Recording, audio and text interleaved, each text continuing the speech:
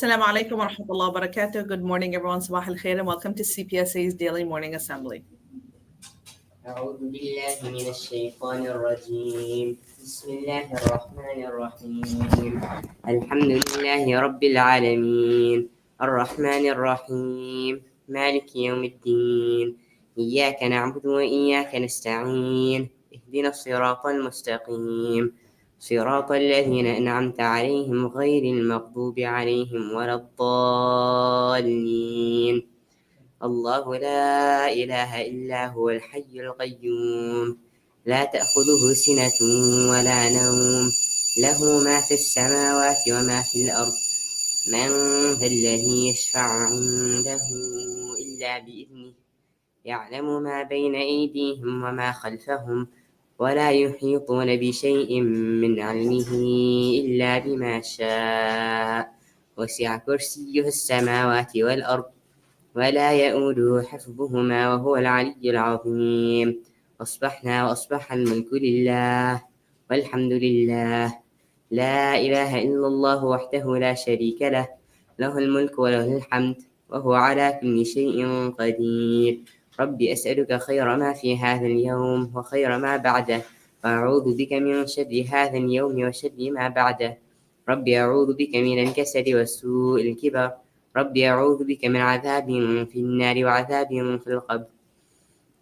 We have reached the morning, and at this very time unto Allah belongs all authority, and all praises for Allah. None has the right to be worshipped except Allah, alone without partner. To Him belongs all control and praise, and He is over all things powerful. My Lord, I ask you for the good of this day and the good of what follows it, and I take refuge in you from the evil of this day and the evil of what follows it. My Lord, I take refuge in you from laziness and senility. My Lord, I take refuge in you from torment in the fire and punishment in the grave. بسم الله الذي لا يضر مع اسمه شيء في الأرض ولا في السماء وهو السميع العليم. In the name of Allah, with whose name nothing is harmed on earth nor in the heavens, and He is the all-seeing, the all-knowing. رضيت بالله ربا وبالإسلام دينا وبمحمد نبيا. I am pleased with Allah as the Lord, and Islam is the religion, and Muhammad sallallahu alaihi wasallam is the Prophet. اللهم إني أسألك علما نافعا ورزقا طيبا وعملا متقبلا. O Allah, I ask you for beneficial knowledge, goodly provision, and acceptable deeds. Ameen. I pledge allegiance to the flag of the United States of America and to the republic for which it stands, one nation, under God, indivisible, with liberty and justice for all.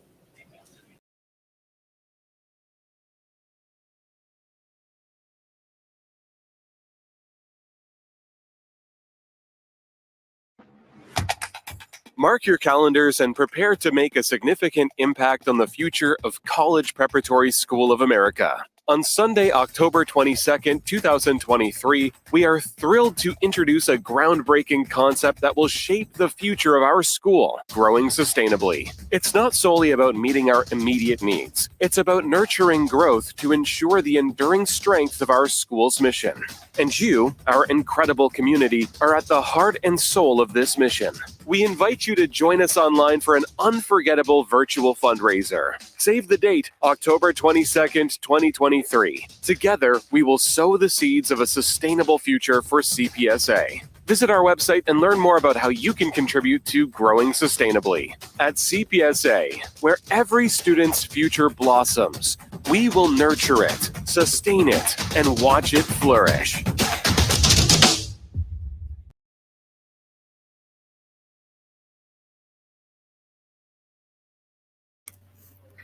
Assalamu alaikum, everyone. So as you saw, we have the virtual fundraiser coming up this Sunday. So please view it live virtually.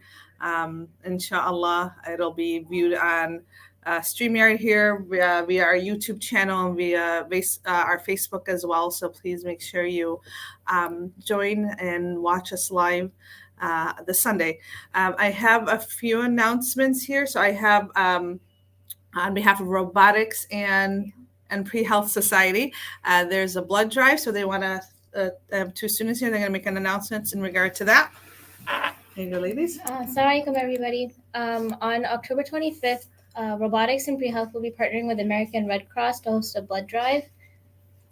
It's next Wednesday, October 25th. You have to be 16 or older to donate blood, and you have to, if you're 16 or older, you have to sign a parental consent form. Yeah, so the form can be found on the email that will be sent out by Miss Nisreen. Jazakallah khairan. Jazakallah khairan, ladies.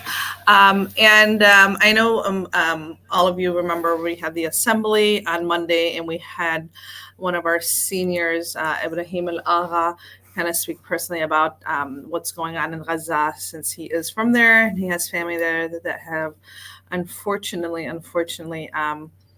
have passed away very tragically in Gaza. So he's here with me, and he'll give some more information about his family history and going and during the occupation and the besiegement blockade of Gaza for the last 15 years. So Ibrahim.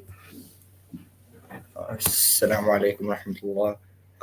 I wanted to sit here today and talk about the current state of my country, Palestine.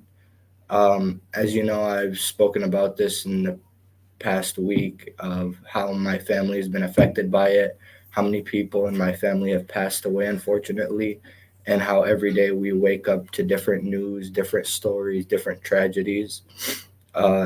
Just yesterday, we heard that there was a bombing of a hospital, and we heard over 500 people were killed. And just this morning, I was told that it's went up to 1,200, which is something that no country or people should ever go through.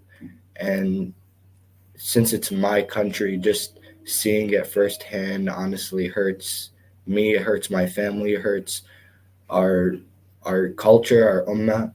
And 28 people of my family, my own blood, my family tree have passed away in the past week and a half. And it's been different up and down emotions. How do we help? How do we get educated by it?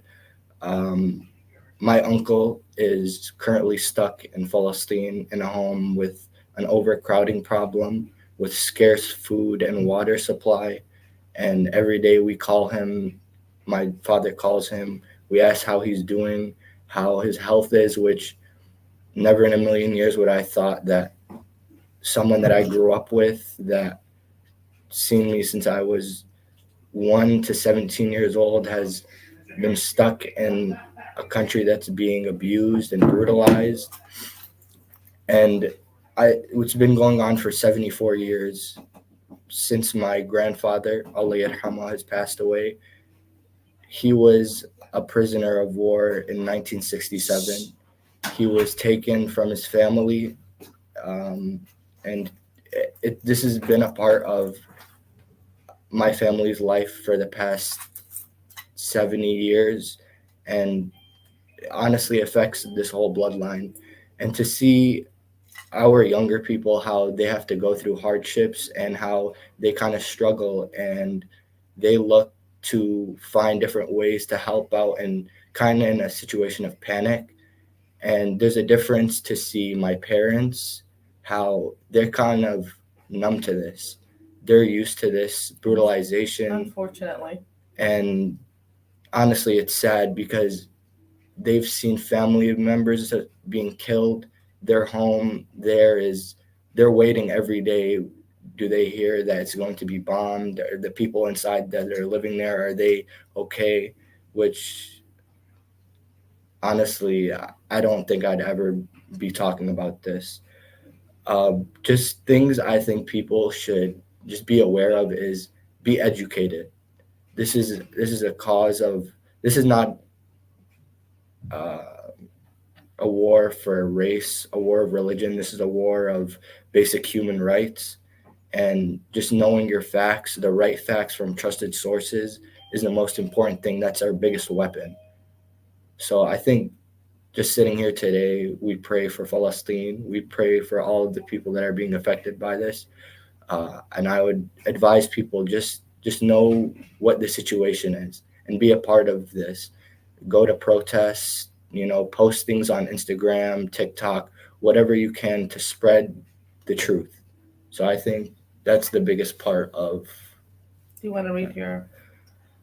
So I wrote something that I wanted to send out to different organizations and colleges just something about me that I've been writing for the past week, and I've been getting help from my brother, who has been a big part of this whole entire situation. He's been on different news broadcasts talking about the situation with his organization in Denver, Colorado.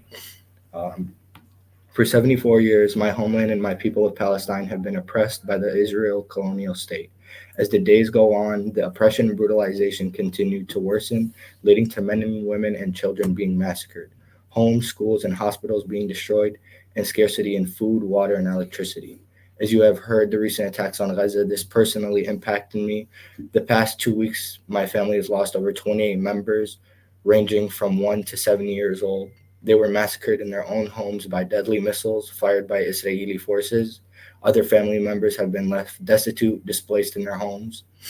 My family and I have been directly impacted by these events, and as we hold our breath waiting for this nightmare to end, these past few weeks have been emotionally exhausting and terrifying as I watch my family tree being decimated branch by branch.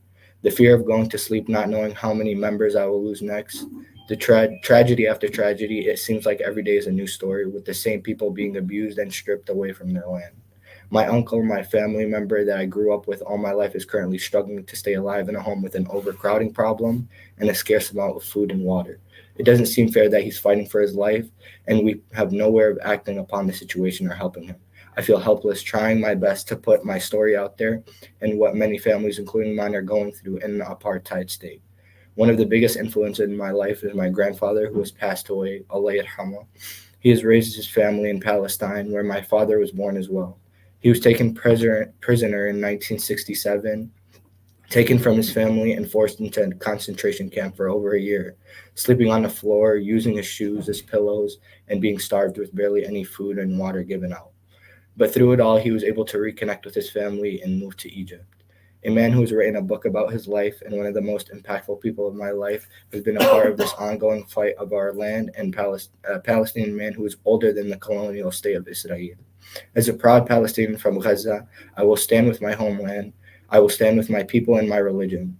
The truth will be revealed, and one day my country will be restored. If I can give any advice to people who may be confused about the situation or may be on the wrong side of history, I advise you to educate yourself and learn the truth from trusted sources. This is not a fight about religion. This is not a fight about race. This is a fight for humanity and basic rights. My dear brothers and sisters in Palestine, I will continue to fight and advocate. I will protest and stand with my beloved country so one day our people will reclaim our beautiful land that belongs to our people. That's wonderful. Jazakallah khairan, Thank you so Ibrahim. much. Welcome.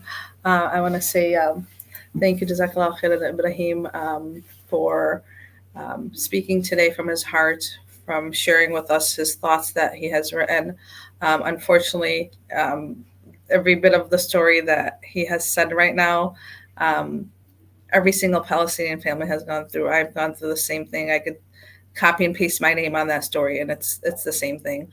So inshallah, Ya Rabbi, may Allah again give some peace to the people of Gaza and Palestine, and may this end soon. Enough tragedy has happened. Jazakumullah khairan, everyone, for joining us. Have a blessed day. And just a reminder, students, no school tomorrow. The Friday is parent-teacher conferences, so see you back on Monday. Assalamu alaikum wa rahmatullahi wa barakatuh. Have a blessed day, everyone.